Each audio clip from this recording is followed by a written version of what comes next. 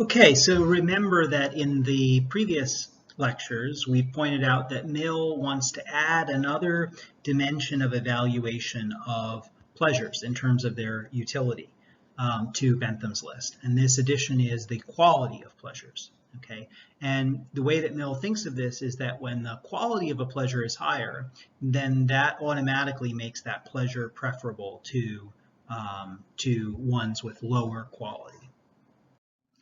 And in his elucidation or his further, explanation of what he means by this, he says that the measure of the quality of pleasures is informed preference, that is, the preference of competent judges, judges who have an experience of both of two pleasures, and if they always prefer pleasures of one kind over those of another, regardless of how much quantity is in both, then that pleasure that the competent judges prefer is the higher quality one.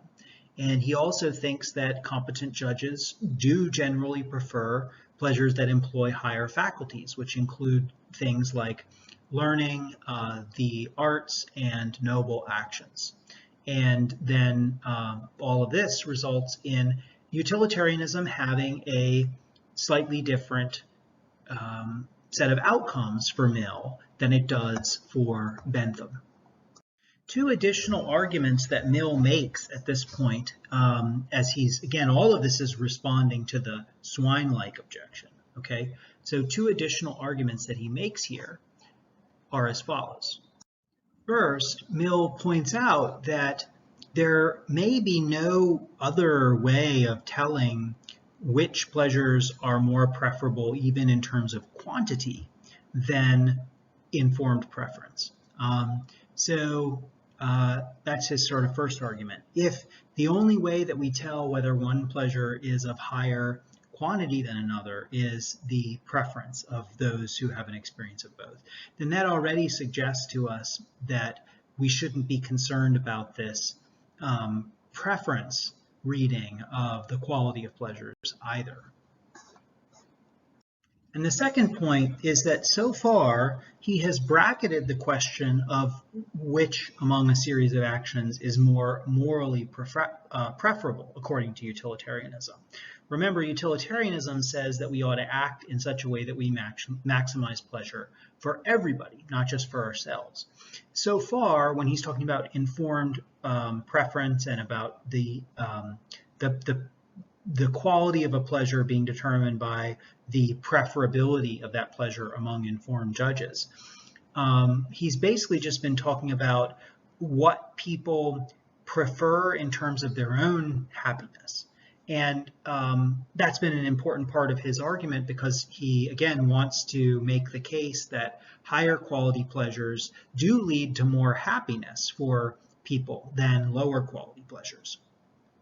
But he now points out that whatever we say about that, it's certainly the case that nobler actions and taking pleasure in nobler actions rather than more base actions or more ignorant actions, okay,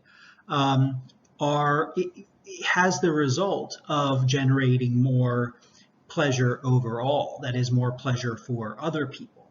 So if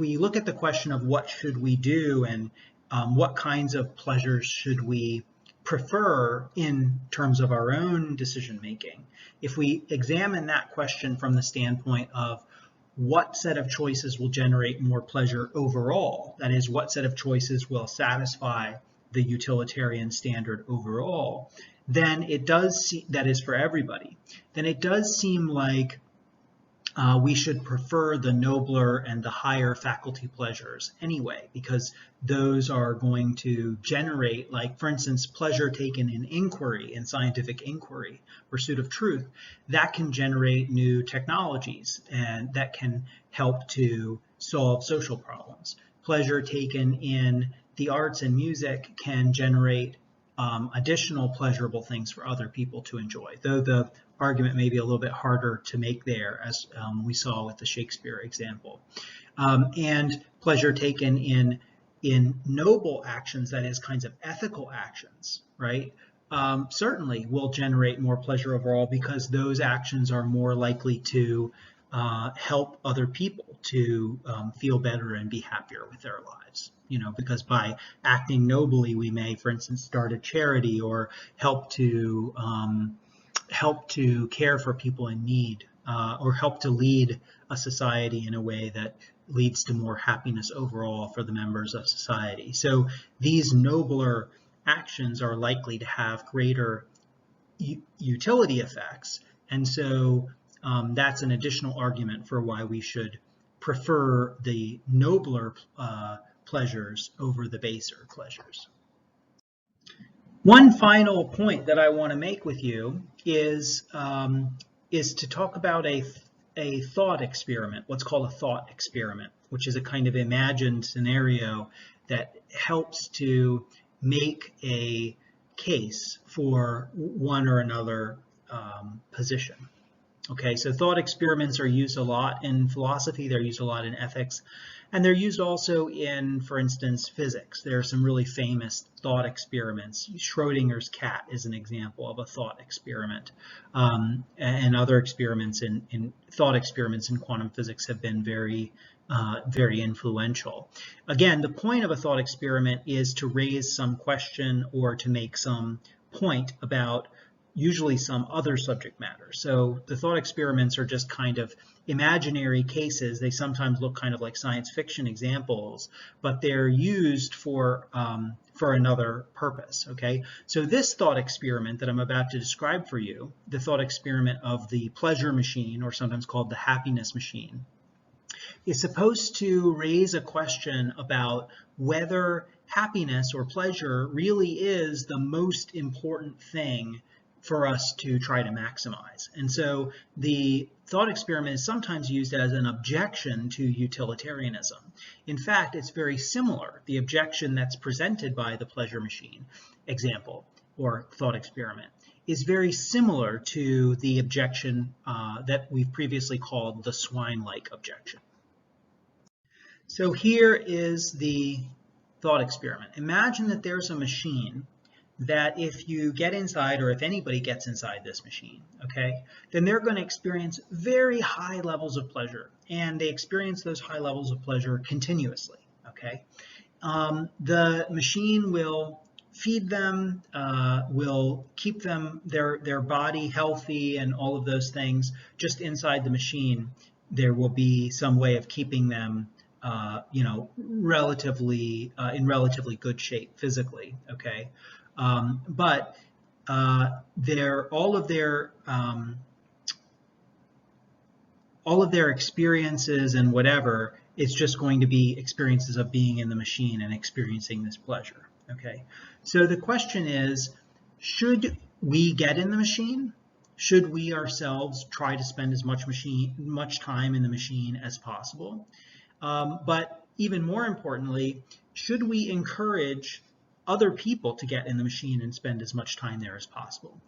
It seems like if we follow utilitarianism, at least Bentham's version of utilitarianism, where we want to maximize the quantity of pleasure, it seems like we ought to all be advocates for people getting in this machine. As soon as such a machine existed, we should be just trying to get as many people into the machine and to stay in the machine as long as possible, because that will maximize their pleasure. They're going to get a lot more overall pleasure in the machine than they would outside the machine. Okay, so why that is an objection to utilitarianism is that most people, if you ask most people, and I'll ask you, you can ask I ask you right now, would you be encouraging as many people as possible to get in the pleasure machine? Would you think that that's a good result for all of humanity to get into the pleasure machine and just stay there indefinitely? Most people say no, and the reason that they say no probably is something like this. They think that there's more to life than just pleasure. There's more that is valuable than just pleasure, okay? But if that's the case, if what we want to promote in the lives of ourselves and others is not just maximum pleasure, then doesn't that itself prove that utilitarianism is a bad ethical theory? because utilitarianism says that's the only thing we need to maximize is pleasure. The pleasure machine does that, but we think the pleasure machine isn't a good thing for everybody to get into and stay into for all time. So again, that seems to be an objection to utilitarianism. So I will leave you with these questions. You may answer them differently than I have answered them, and I'd be interested to hear what your answers are. And remember, finally, that you will be yourself summarizing one of the objections that Mill replies to, the next one that he considers after the swine-like objection that I've focused on. Okay, see you next time.